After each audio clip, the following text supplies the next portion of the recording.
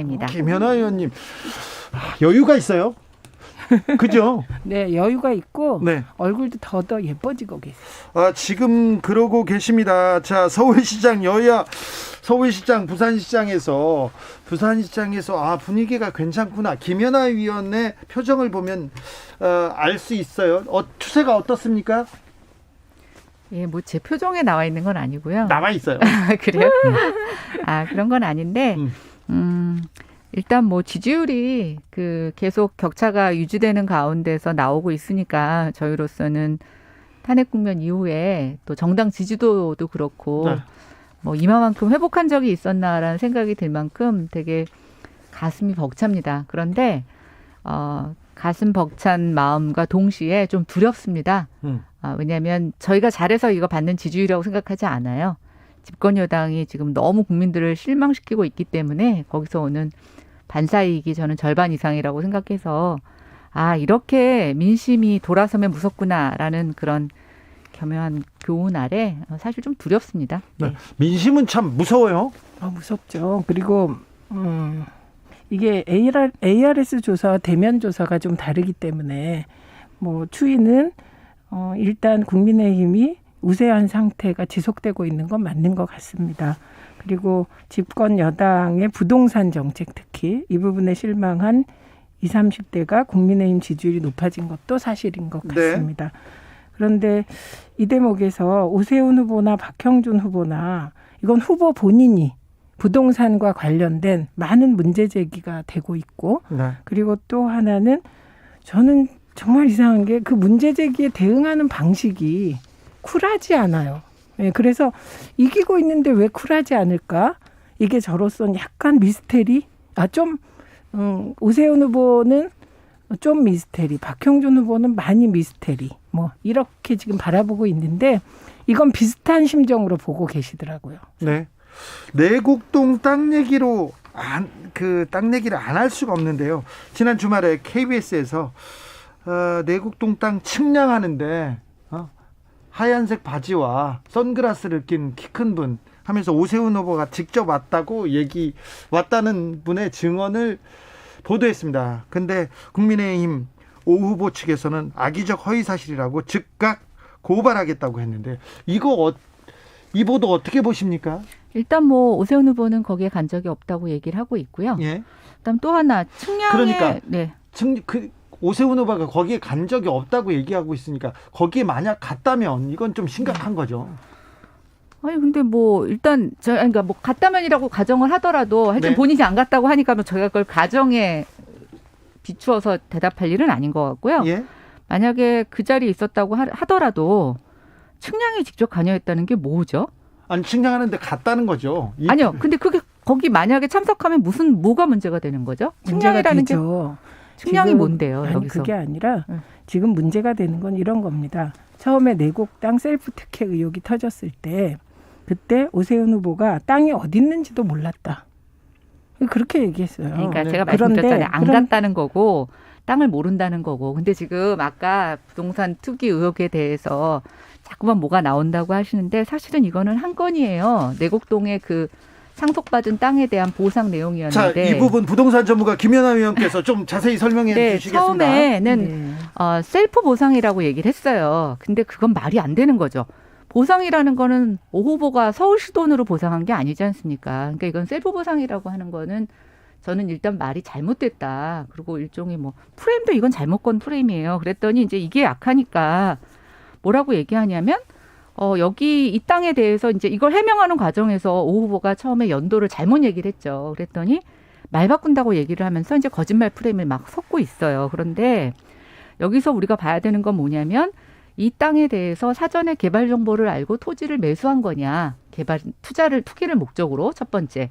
두 번째, 거기에서 막대한 이익을 얻었느냐. 아니면 그 이익을 얻는 과정에서 본인이 뭔가 관여했느냐라고 보면 지금 세 개는 아무런 혐의가 없어요. 증거도 없고. 근데 여기서 본인이 말을 바꿨다는 걸 갖고 지금 계속 말꼬리를 붙잡으면서 거기에 회의록이 있다, 국장지 연결이다, 아니다라는 얘기를 하고 있는데 저는 거기에 뭐가 관여했던 간에 제가 세 가지 제기한 어떤 정보를 미리 알고 샀느냐. 그 상속받은 토지가 아니라는 거잖아요. 네. 예, 그다음에 지분도 8분의 1밖에 없고 한번 우리 생각해 보세요. 아들들이 있어요. 거기 장인에.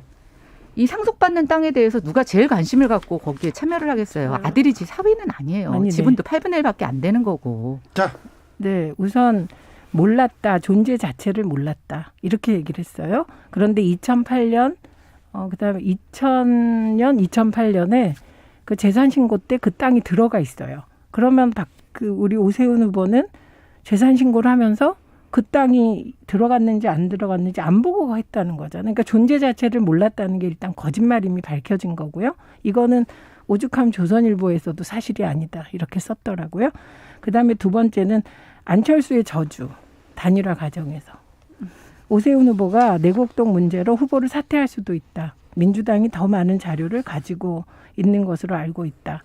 이 얘기가 왜 나왔냐면 만일 자신이 존재를 알았고 그것을 증언하는 사람이 나오면 사퇴하겠다라고 얘기했기 때문이에요. 그러니까 본인이 자초한 서라고. 그다음에 그 측량 얘기가 왜 중요한지 아세요?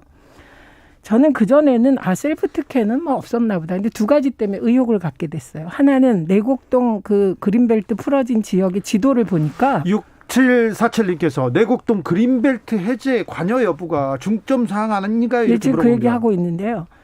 내곡동 그 땅을 보면 이렇게 쭉 직선으로 직사각형으로 내려오다가 갑자기 새 부리 모양의 그 지구가 나와요. 거기 그 끝자락에 오세훈 후보 처가 땅이 있었더라고요. 그림 자체가. 그러니까 여기가 왜 들어갔지? 이럴 만한 의혹을 가질 수 있는 사안이다. 그다음에 두 번째는 2005년 그때 측량이 왜 중요하냐면 SH가 이 내곡동 그린벨트 풀기 위해서 용역에 들어가기 9일 전에 측량하러 갑니다. 그분들은 어떻게 알고 갔을까요? 그거 다른 사람들은 측량했다는 게 없는데 그 가족만 어떻게 알고 그러니까 이제 SH가 용역하기 전 9일 전에 측량을 했으며 왜 오세훈 후보는 그냥 측량하는데 만약에 갔다면 그냥 처가 땅이 있었다. 그래서 내가 처가에서 좀 내가 변호사니까 봐달라 그래서 내가 갔다 이러면 되지. 계속해서 왜 거짓 해명을 할까요? 이래서 문제가 된 거예요. 자, 2부에서 김연아 부동산 전문가 김연아 위원의 얘기로 2부 정치적 참견 시점 이어가겠습니다.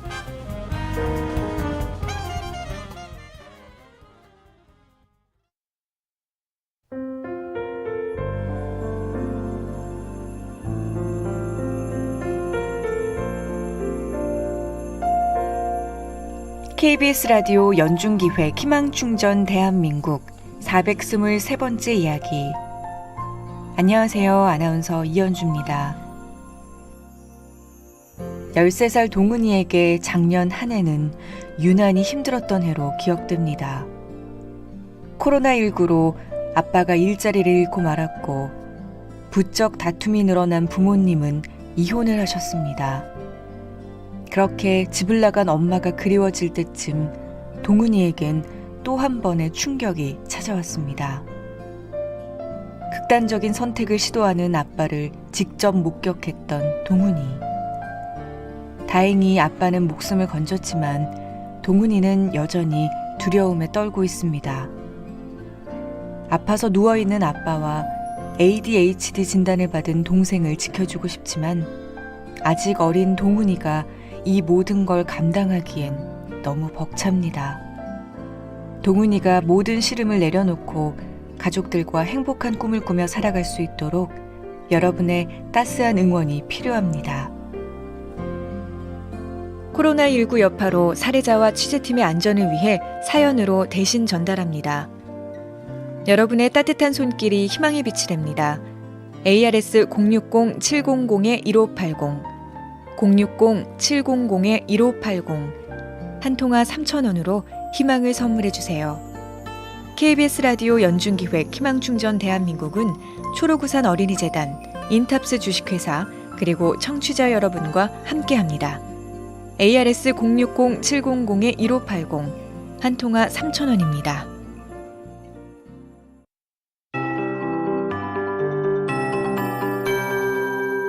KBS 58분 날씨. 오늘 황사 때문에 종일 숨쉬기 답답한 하루였습니다. 이 황사가 오늘로 그치면 좋겠지만 내일과 모레까지 이어질 가능성이 높습니다.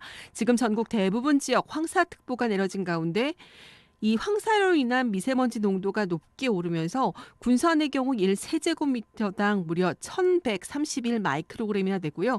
북경렬비도, 흑산도, 진주, 고산 등도 1000 마이크로그램 이상입니다. 상대적으로 서울은 좀 적습니다. 216 마이크로그램 정도인데요. 평소에 5배 이상이라는 점 참고하시면 좋겠습니다. 내일도 인천과 경기 남부, 충청남도 그리고 남부지방을 중심으로 대기 상황은 매우 나쁨 단계를 이어가겠고 서울을 비롯한 대부분 지역은 나쁨 단계, 강원 영동 지역 정도만 보통 단계가 예상됩니다. 모레 수요일에도 약한 황사 현상이 좀 더 이어질 가능성이 높습니다. 오늘처럼 내일도 가끔 구름이 많이 끼다가 아침부터는 구름이 걷히면서 맑은 날씨가 예상되고요. 큰 일교차 때문에 새벽부터 아침 사이 내륙 지역은 안개가 끼겠습니다. 일교차 큰 날씨 계속 이어지겠습니다. 내일 아침 최저 기온은 서울과 대전이 영상 5도, 광주 7도, 대구 강릉 8도 안팎까지 내려갔다가 낮 최고 기온은 대구가 22도, 광주 강릉 21도, 서울은 17도 정도 내다보고 있습니다. 지금 서울 기온은 12도입니다. 윤지수입니다.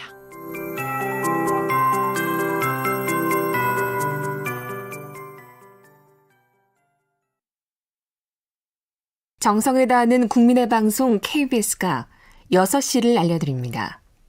AM 711kHz, FM 97.3MHz, KBS 1라디오입니다. HLKA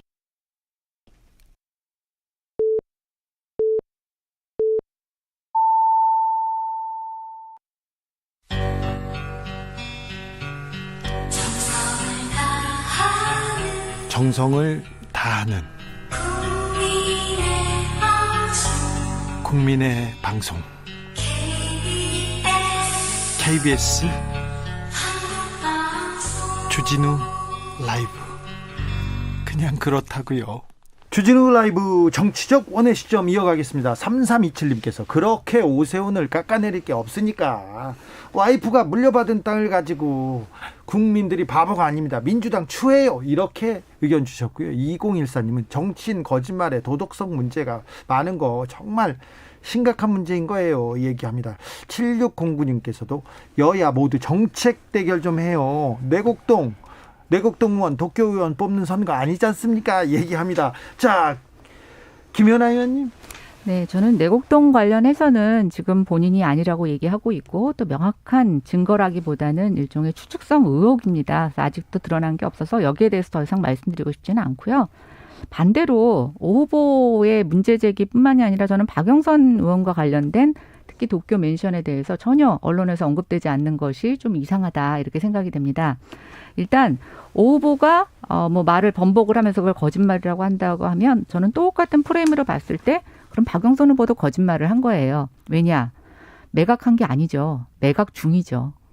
아직 등기가 완전히 넘어간 게 아닙니다. 근데 이걸 우리가 유심하게 봐야 되는데 지금 계약서를 공개 못하고 있어요. 뭐 계약서 공개를 통해서 어떤 사실이 드러날지 모르겠지만 매각을 전제로 하고 나중에 안 팔 수도 있어요. 선거 전에 매각했다고 하고 나중에 안 팔 수도 있고 두 번째는 정치인이 그렇게까지 아니 하겠어요? 저는 그거는 뭐 알 수 없다고 생각이 되고요. 네. 두 번째는 관계인한테 그러니까 아는 사람한테 이렇게 처분하는 거일 수도 있고 뭐 그게 뭐 6천에 8천에 뭐 어떤 데든 간에 뭐 일종의 비슷하게 증여처럼 될 수도 있어요. 그래서 저는 제일 중요한 게 뭐냐면 일단 그 논리대로 말하면 박영선 후보도 매각 중인데 매각했다고 특히 3월 말에 잔금이 다 들어온다고 했다가 지금 6월 말이라고 번복을 하고 있습니다. 근데 일본에서는 현금으로 집 사는 사람 없고요. 대부분 은행 대출 끼고 사는데 왜 잔금이 늦어지는지에 대해서 저는 명확한 설명이 필요한데 이것에 대해서는 뭐 우리 국민의힘이 잘 못 물고 늘어지는 건지는 모르겠지만 이것에 대한 보도는 너무 미미하다라는 생각이 하나 들고요. 도쿄 아파트 소유를 계속 문제 삼는 이유가 이거 그 서류가 나오면 이게 권력형 비리일 수도 있고 주변 사람 아는 사람한테 무슨 특혜를 줬을 수도 있고 그런 것 때문에 그런가요? 아니 뭐 그런 걸 수도 있고요. 또 하나 지금 요번에 대통령께서 뭐 부패 청산과 관련된 부동산 투기 근절을 얘기하시면서 네. 이제 소급 적용을 얘기하다 보니까 친일파 재산 소급할 때에 준하는 적용을 하시겠다고 얘기를 하고 있어요. 엄격하게. 근데 또 이제 저희가 문제 제기를 하다 보니까 여기에서 임대소득이 한 8천만 원 정도 발생한 걸로 되어 있더라고요. 박영선 후보가. 이 도쿄 맨션을 갖고 계시면서 보유기간 전체에서 한 8천만 원 정도 임대소득이 발생된 거 가는데 이제 그거에 대한 소득세 부분에 있어서 뭐 일본에다 세금 내고 부동산 투자한 거 아니냐 뭐 이런 문제 제기도 하고 있고요. 그러니까 결국은 제가 아까 말씀드렸잖아요. 왜 부동산이 전혀 오르지 않는 일본에 임대로도 살 수 있는데 일본은 임대주택이 굉장히 많거든요. 민간 임대주택도. 근데 거기에 부동산을 보유하셨어요. 네. 보유하셨고 아니, 근데 그것에 대한 지금 매각에 있어서 저는 가지신 게 떳떳하다면 매각에 대해서도 좀 더 정확하게 정직하게 얘기하셨어야 된다고 생각하는데 어쨌든 지금 처분 과정이 저는 굉장히 조금 의심스럽다. 그래서 이참에 좀 계약서를 공개하시는 게 필요하다는 생각이 들고 이 의혹도 저는 오 후보한테 제기하는 것만큼 거짓말이라면 정직하지 않다면 저는 문제가 있다고 봅니다. 당연히 문제 있죠. 집 안 팔았는데 팔았다고 하면 안 되죠. 그런데 이제 계약서가 나오고 뭐 계약금을 받았다면 그런 문제 달라지겠죠. 그러니까 지금 예를 들면 그 잔금 날짜나 이런 부분보다 더 중요한 게 계약서와 계약금 아니에요? 그죠? 아니, 그럼 근데 보통 팔았다고 말합니다. 아니 근데 그러니까 저는 그렇고, 이상하게 잠깐만요. 예. 그다음에 예를 들면 왜 도쿄에 아파트를 샀느냐 임대 안 하고 그 임대료도 일본 사람 주는 거예요. 그러니까 지금 요 포인트는 저는 좀 구차스럽다 이런 생각이 듭니다. 오히려 핵심은 안 팔아놓고 왜 팔았다고 했냐. 그런데 안 팔았냐. 이건 이제 판명돼야 되겠죠. 그래서 이 부분에 대해서는 계약서와 계약금이라든지 일본의 그 부동산 매매 절차에 따른 계약 행위 이걸 증명하면 될 것 같아요. 그러니까 지금 말씀하신 뭐 6천한테 팔았냐 8천한테 팔았냐 말이 안 되는 게 일본에 뭐 있겠습니까? 6천 8천 없고 가게 된 것도 MB 사찰을 피해서 갔어요. 2007년부터 2009년까지 박영선 의원이 굉장히 힘들었습니다. BBK 저격수로 이런저런 사찰도 받고 남편도 일자리를 잃어서 간 거기 때문에 이 부분은 뭐 핵심 말씀드린 대로 하면 될 것 같고 그다음에 저는 오세훈 후보가 말하는 게 SH공사 분양원가 공개를 하겠다고 박영선 후보가 그러니까 내가 했다. 내가 노무현 대통령을 설득해서 했는데 박원순이 없앴다. 뭐 이런 말 하지 않았습니까? 그러니까 2명의 고인을 불러낸 거예요. 근데 그거 자료 다 아시겠지만 사실 역사가 깁니다. 2007년에 7개 공개하고 있다가 노무현 대통령 때 국토부에서 61개 공개하잖아요. 그리고 2012년에 MB의 국토부가 규칙을 변경해서 61개를 12개로 바꾼 겁니다. 박원순 시장이 바꾼 게 아니고 독자적으로 바꿀 수가 없어요. 그게. 그다음에 2018년에 문재인 정부 들어서 다시 61개 된 거 아닙니까?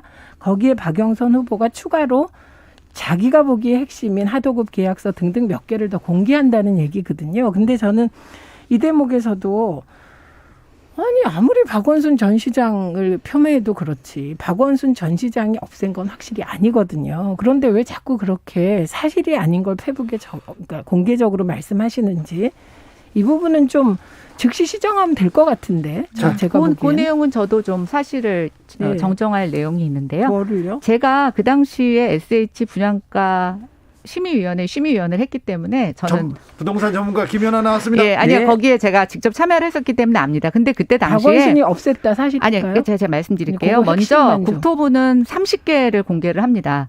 근데 그때 SH공사가 국토부보다 더 확대해서 오세훈 시장이 확대한 건 맞아요.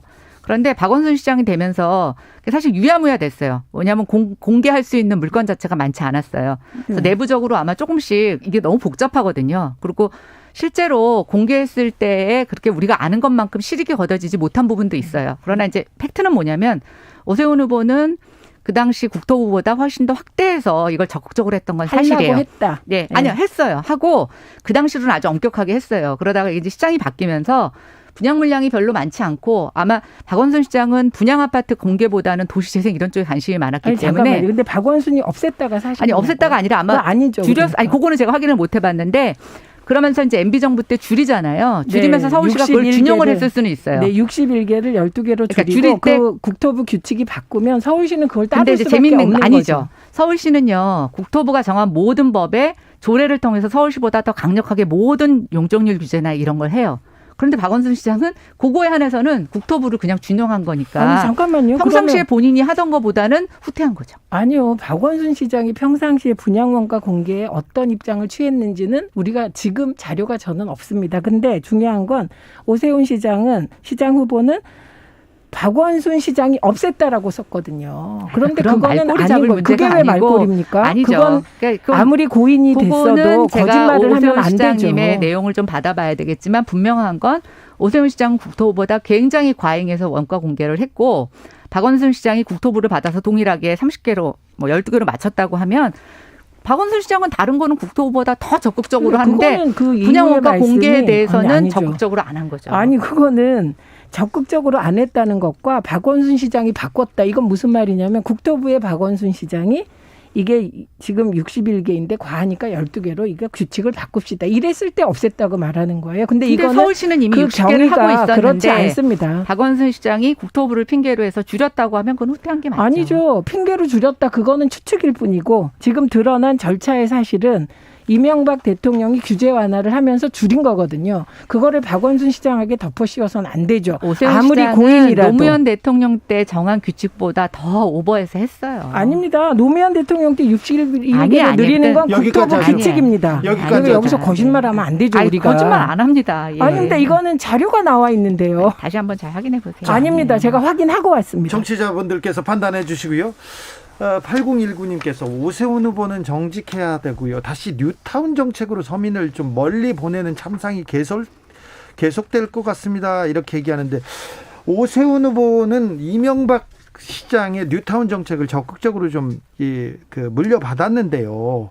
이 뉴타운 정책은 어떻게 평가하십니까, 김연아 의원님? 저는 그 뉴타운 정책이 활성화될 때 또 소멸될 때 다 같이 정책에 참여했던 사람으로서 그 당시 뉴타운 지구를 너무 많이 지정해달라고 구해서 요청이 와가지고요. 그때는. 예, 그래서 서울시가 사실은 정해놓은 것보다 더 많이 할 수밖에 없었어요. 근데 반대로 오세훈 시장이 물러나고 박원순 시장이 들어올 때는 또 지역의 요청이 뭐였냐면 뉴타운을 다 해제해달라고 하는 게 민심이었어요. 예, 그래서 저는 이 뉴타운 정책이라고 하는 것은 부동산 시장의 상황, 또 주민들의 어떤 추가 부담금에 대한 여력, 재생에 대한 어떤 욕구에 따라서 시장 정책이 바뀔 수밖에 없습니다. 그런데 지금은 저는 10년 전하고 달라졌다고 봐요. 다만 지금 민심은 어떻습니까? 아니요. 민심의 문제가 아니라 이제는 뉴타운을 같은 것들을 지속적으로 할 수 있는 상황이 아니에요. 그래요? 집값이 일단 너무 비싸고 추가 부담금을 내려면 주택 소유자들이 너무 고령화되어 있고 또 그걸 낼 만한 여건이 되지 않고 규제도 또 굉장히 많아서 비용이 굉장히 많이 드는 상황입니다. 그래서 지금은 뉴타운을 과거처럼 활성화시키겠다는 게 아니라 기존에 예정된 사업들이 지지부진하게 되는 것들을 조금 숨통을 틔워서 하게 하는 방법. 영원히 안 되고 주택이 노후화 지역에 되는 지역에 대해서는 공공이 조금 지원을 해서 활성화되도록 하는 방법 이런 것들이 같이 병행이 돼야 되죠. 저 얘기가 박영선 후보 공약이고요. 아니요, 그거하고는 좀 오세훈 다릅니다. 후보는 재개발 재건축 규제를 일주일 안에 풀겠다. 그래서 스피드 공급하겠다 이거예요 지금. 그런데 지금 뉴타운 말씀하셨는데 사실 뉴타운 지구 지정은 부동산 폭등을 일으켰다는 비난을 받았죠. 그리고 그게 사실이고. 그런데 재개발 재건축이 그동안 대한민국 부동산 시장에서 했던 역할은 대개 재개발 재건축하면 집값이 폭등했어요. 이건 팩트잖아요. 네. 그런데 지금 이제 이게 그 시민들이 문재인 정부가 유능하지 못했다. 부동산 문제. 그리고 일부가 부동산 땅도 샀다. 의원들이. 분노하시는 건 너무 당연해요. 네. 그런데 재개발 재건축을 일주일 만에 풀어버리면 그 말 한마디로 지금 마포 그리고 저기 목동, 강남. 상계, 강남 지금 거기 매수 문의로 북새통이라는 거 아닙니까? 그러면 재건축 재개발 이거 해서 일주일 만에 규제 풀어서 부동산 폭등할 거 뻔한데 그러면 이게 청년들한테 좋습니까? 서민들한테 좋습니까? 그러니까 저는 이런 식으로 지금 민주당의 재건축 재개발 규제가 싫어. 그렇다고 과거처럼 무조건 풀겠다 이럴 게 아니라 정말 생산적인 토론을 해 주시면 안 될까요? 질문 하나 하겠습니다. 박영선 후보가 시장이 되어도 부동산 규제 풀 것이다. 이렇게 오신환 전 의원이 방금 전에 맞습니다. 말했어요. 예, 풀겠다는 게 이런 개발 방식이 아니고요. 예. 고층, 용적률 올리고 이런 거 얘기한 겁니다. 그러니까, 그러니까 달라요. 개발 오세훈 방식을 시장이 민간 주도냐? 아니죠. 이건 오세훈 다른 시장이 겁니다. 얘기하는 규제도요. 법을 바꾸는 건 지금 할 수 없죠, 시장이요. 그러면 조례로 할 수 있는 것들을 바꾸는 게 바로 그럼 층수 이거 제한이에요. 거짓말이네요. 일주일 아니죠. 안에 풀겠다는. 아니요, 일주일 안에 푸는 거는 시장이 할 수 있는 걸 하겠다는 거죠. 근데 어떻게 해요, 시장이? 조례 풀어야 되는데. 아니요, 조례에서 할 수 있는 것들이 조례가 예를 들어서 층수 제한하는 거 심의를 갖고 할 수 있는 것도 있고요. 조례는 이제 근데 의원들을 심의위 구성해야 되잖아요, 다시. 부동산이 역시 어렵군요. 그리고 부동산이 아니 근데 저는 그렇게 생각합니다.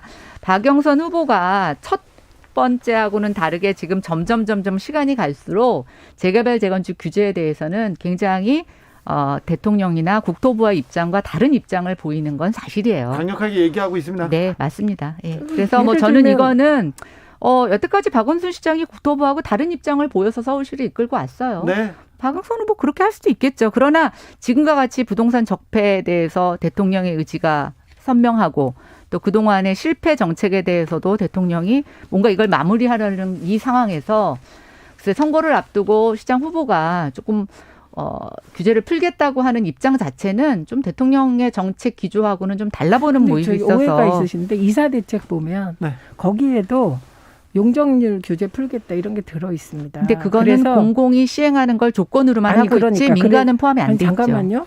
민간이 포함 안 된 게 아니라 예를 들면 과거에 재건축 재개발 지금 올해 추진 안 된 지역도 공공개발 방식을 일부 도입해서 가자고 했죠. 그런데 그 지역에서 그 공공개발 방식이 도입되면 예를 들면 그 기부 체납이나 이런 양이 많아지기 때문에 지금 안 하고 있는 겁니다. 그러니까 막혀 있는 게 아니에요. 그렇지 않습니다. 이사 대책에서는 아닙니다. 이사 대책은 공공개발이라고 하는 건 잠깐만요. 민간이 소유권을 넘겨야 되는 조건으로 하고 있어요. 아니 그러니까 그런데 과거 재개발 재건축 지금 추진하고 있는 지역 있잖아요. 근데 이제 문재인 정부 들어서 못한다는 그 지역 사실은 못하게 하는 게 아니라 거기도 공공적인 개념을 좀 더 가미해서 하자고 이미 제안을 했죠. 조금 가미가 아니고요. 예, 사실상 그런데 공공한테 다 팔라는 내용입니다. 아닙니다. 다 팔라는 내용을 어떻게 하겠습니까, 정부가. 저 강남에. 그걸 그렇게 그 전문가께서 공공재건축은 안 공공재건축은 되죠. 그렇습니다. 역시 부동산이 시대의 화두예요.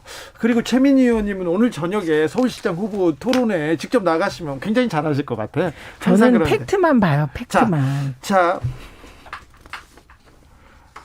김상조 청와대 정책실장 전격 경질했습니다. 짧게 한마디 해주십시오. 김윤아 의원님. 저는 좀 늦었습니다. 네, 안타깝고요. 늦었다고요? 네, 그리고 김상조 실장은 전격 경질하고 바로 후임 인선하시더니 네. 변창흠 장관은 사의를 표명하는데도 왜 후임 인선 안 하시는지 저는 그 차이를 모르겠습니다. 최민희 의원님. 저 정말 실망했습니다. 김상조 전 실장에 대해서. 네, 네, 같이 시민운동 할 때도 뵙고 그랬는데 네. 대통령께서 진짜 가슴 아플 것 같아요. 그럴 것 같습니다. 자, 문 대통령 그리고 당정청이 굉장히 강력한 입법을 추진하기로 했습니다. 모든 공직자 재산 등록하고 그다음에 만약에 부동산 투기한 사람 있으면 입법, 소급 입법 해가지고 다 뺏겠다 이렇게 얘기했는데 이건 잘 가는 방향이죠? 네, 일단 뭐 국민들의 입장에서는 당연히 이렇게 추진해야 되는데요. 네. 제가 조금 의심이 되는 부분이 뭐냐면 우리가 이제 투기로 확인되면이라고 하잖아요. 네. 근데 이거에 대한 정의와 범위가 그게 쉽지 않아. 그러니까 그래서 이게 그럼 더 세게 해야 용두사미가 됩니까? 용두사미가 될 것 같아서 그래서 좀 걱정입니다. 이건 더 세고 안 세고의 문제가 아니라 이 투기를 확인한다는 것 자체가 기술적으로 되게 어려울 것 같아서 지금 LH도 한 500명 정도 수사를 하고 있다고 하는데 저는 여기에서 얼마만큼 국민들이 납득할 만한 이 사람들에 대한 투기 정황을 사실로 규정하고 그것에 대한 일종의 벌칙이나 대가를 지불하게 할 수 있을까라는 부분에 있어서는 조금 걱정입니다. 정권의 명운을 걸었는데 이번엔 잘하겠죠? 아니. 지금 투기로 확인되면이 법 규정에 들어갈 수 없습니다. 오히려 법 규정에는 그 업무상 취득한 정보로 어떻게 했을 경우 이렇게 그렇죠. 되는 거거든요. 예. 근데 왜 투기라고 표현하냐면 그냥 대중에게 알기 쉽게 설명해서 투기인 거예요.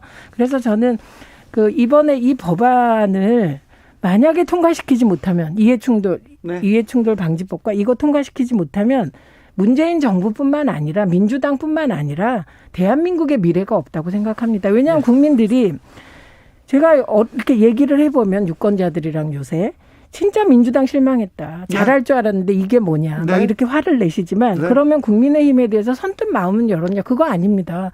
그 부동산 투기 땅 부자 당 혹은 투기하는 사람들과 가깝다 이런 느낌을 갖고 계셔서 선뜻 지금 막 그 마음이 흔쾌한 거 아니거든요. 그런데 민주당이 만약에 이 약속한 이 두 법 핵심이거든요. 투기 그 환수법, 네. 투기이익 환수법하고 이해충돌 방지법 이거 못하면 저는 뭐 이건 국회 전체가 무너질 거다. 이 두 이렇게 법은 봅니다. 아니요, 통과해야죠. 저는 뭐 통과되다고 생각합니다. 네. 그리고 지금 여당이 180여 석을 갖고 있는데 이거 못할 이유 전혀 없다고 보고 그렇죠. 있고요. 저는 이 법의 실효성은 뭘로 평가할 수 있느냐. 네. 지금 민주당 내에서 한 6명 정도가 투기 의혹을 갖고 계시죠. 이분들이 이 적용을 받았을 때 어떤 결과를 도출할 수 있느냐. 이게 저는 이 법의 실효성을 판단하는 잣대가 될 거라고 지금 생각합니다. 박덕흠 의원의 이해충돌 방지법 그때 뭐 딱 빼박이잖아요. 전복민 의원 두 분 다 탈당하셨어요. 그래서 국힘이 우리 당 의원 아니다 그러시면 안 돼요. 그러니까 이 문제는 여당 의원의 6명의 투기 액수나 이런 거 그게 적다고 해서 책임 안 지는 거 아닙니다. 그리고 민주당이 이런 얘기 들었어요. 이해충돌 방지법을 국토위에 그 해당 상임위 정무위죠. 정무위에 국힘 간사가 맡고 있다. 이런 말 지금 할 때가 아니죠. 강행 처리 다른 법 하지 않았습니까? 예, 그래서 그래서 하시면 되고요. 네, 그건 강행 처리해도 국민들이 됩니다. 이 가장 법은. 의심하는 건 그런 거였죠. 민주당이 항상 개혁을 얘기하면서 내 편과 상대편에 대한 다른 잣대를 갖고 있다고 얘기를 하셨으니까 뭐 국힘 의원들 포함 과거 국힘에서 탈당한 의원들 포함해서 다 지금 해야죠. 민주당 여당 의원들 중에 투기 혐의를 받고 있는 의원들의 결과가 이 법을 통해서 어떻게 드러나느냐. 아니죠. 저는 그게 굉장히 의원님, 중요하다고 생각합니다. 이게 여야가 없어요. 투기 근절에 있어서는 여야가 그러니까 없고 내 편에게도 얼마나 엄격한 잣대를 너무 들이대느냐. 그게 엄격했어요. 바로 자, 국민이 그 집권 여당에 신뢰를 줄 수 있는 그런 검찰이 하나의 네, 저는 맞습니다. 이정표라고 맞는데 생각합니다.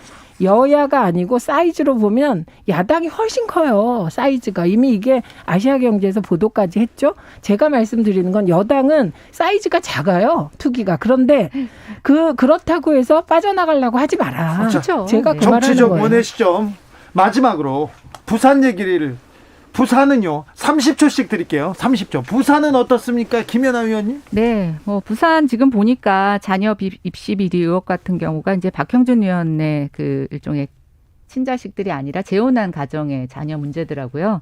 그래서 이런 부분에 있어서는 모르겠어요. 어떤 기준을 적용해야 될지 모르겠지만 재혼한 가정의 좀 특성에 있어서 참 뭐라고 얘기하기 어려운 부분이 있다라는 생각이 들었고, 근데 저는 이것도 여야 공이 똑같이 우리가 같은 기준으로 봐야 된다고 생각하는데요.